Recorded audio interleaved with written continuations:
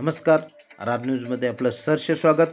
बाहुबली येथे परमपूज्य गुरुदेव समंतभद्र महाराज यांच्या 133व्या जयंती उत्साहात संपन्न झाली. यावेळी सकाळी गुरुदेव समंतभद्र महाराजांच्या प्रतिमेचे ऐरावत हत्तीवरून सवाद्य मिरवणूक काढण्यात आली. त्यानंतर गुरुदेव समंतभद्र महाराजांच्या समाधीस्थळी चरणाभिषेक तसेच गुरुदेव समंतभद्र पूजन व इष्टोपदेश ग्रंथाचे पठण करण्यात आले. यावेळी गुरुदेव समंतभद्र महाराज यांच्या 133व्या जयंतीनिमित्त विनयाञ्जली सभेचे आयोजन करण्यात आले होते.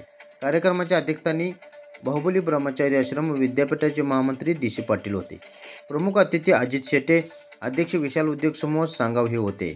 प्रमुख वक्ते विठ्ठल कोतकर, माइंड ट्रेनर कोल्हापूर हे होते. सुरुवातीस मान्यवरांच्या शुभ हस्ते प्रतिमा पूजन व दीपप्रज्वलन करण्यात आले. एम.जी. शाह विद्यामंदिरच्या विद्यार्थिनीने मंगलचरण व स्वागत गीत गायले. स्वागत व प्रास्ताविक बाहुबली ब्रह्मचारी आश्रम व विद्यापीठाचे संचालक गोमटेश बेडगे यांनी केले. यावेळी उपस्थित मान्यवरांच्या हस्ते गुरुदेव समंतभद्र महाराज यांनी लेखन केलेल्या पत्रांचा संग्रह असलेल्या डॉक्टर नेमिनाथ बाळीकाई यांनी संपादित केलेले पत्र पियुष व भद्रभारती या ग्रंथाचे विमोचन करण्यात आले. तसेच संस्थेचे नूतन बोधचिन्हाचे अनावरण संस्थेचे अध्यक्ष प्रकाश आवाडे यांच्या हस्ते करण्यात आले. विद्यार्थी मनोगत स्वराज पाटील व समर्थ वागदरी यांनी केले. प्रमुख वक्ते विठ्ठल कोतकर यावेळी म्हणाले की आपण नेहमी सकारात्मक विचार केला पाहिजे. गुरुदेव समंतभद्र महाराज यांचे विचार व कार्य सकारात्मक असल्याने समाजाचा उत्कर्ष झाला आहे.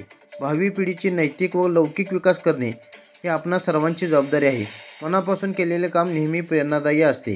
कार्यक्रमाचे अध्यक्ष बाहुबली ब्रह्मचारी आश्रम व विद्यापीठाचे महामंत्री डी.सी. पाटील आपल्या मनोगतात म्हणाले, गुरुदेव समंतभद्र महाराजांनी ग्रामीण भागातील विद्यार्थ्यांच्या जीवनात कायापालट करण्यासाठी संस्थेची स्थापना केली आहे.